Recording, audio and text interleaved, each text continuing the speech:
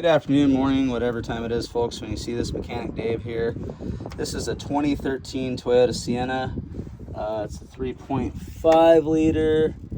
The alternator 140 amp fuse burnt out on me. It's got these tabs. They go deep into the fuse box, so if you think you're going to just randomly pull the fuse out, you are wrong. This is not the fuse, but it's very similar. The passenger side staring down at this is going to be a 10 millimeter.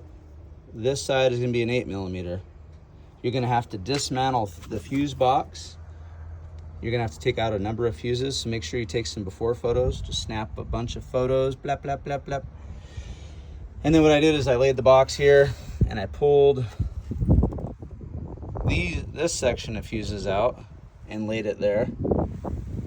Now, if you look, there's going to be tabs on each section of these that fit into here, and you're going to have to pull, well, let me backtrack. You're going to have to pull the battery out, and after you pull the battery out, there is a couple grounds that go right here behind the headlight, and those are 10 millimeter a piece. There's two of them. I broke that, and that's because I didn't remove it. So don't judge my little wire job. I don't care at this point. My head hurts. Unbolt those. After you unbolt that, the box is held together. It snaps together. There's going to be a zip tie and some electrical tape at this end where the wiring harness goes into the fuse box. Cut the zip tie, cut the tape. On the opposite end, there's going to be a zip tie and there might be tape. There's going to be a zip tie here. Do those. There's a tab on this side of the fuse box that goes into here, here, I believe here as well, here, and here. And there's probably one on the front side of the box as well. What you're gonna have to do is push these tabs to push the electrical harnesses through. This guy can kind of stay a little bit. This is